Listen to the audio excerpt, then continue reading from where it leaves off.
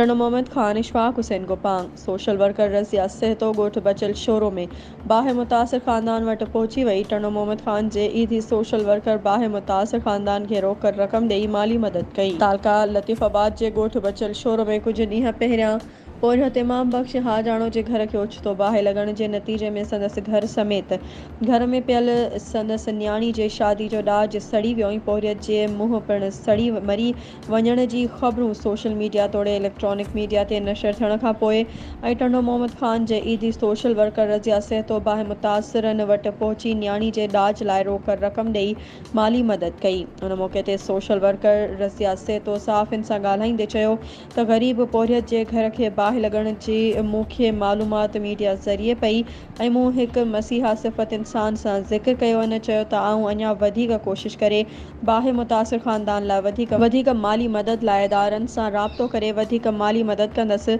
उन मौक़े ते सोशल वर्कर रज़िया सेहतो सां गॾु सीनियर सहाफ़ी मुज़फ़र अली ब्रोही ऐं होसड़ी जो रिपोर्टर सागर नसीर ब्रोही पिणु मौजूदु हुआ।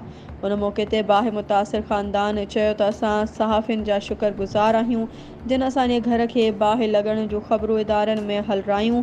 उन खां पोइ सोशल वर्कर रज़िया सेहतो असां मुतासिरनि वटि पहुची न्याणी खे ॾाज लाइ मदद कई।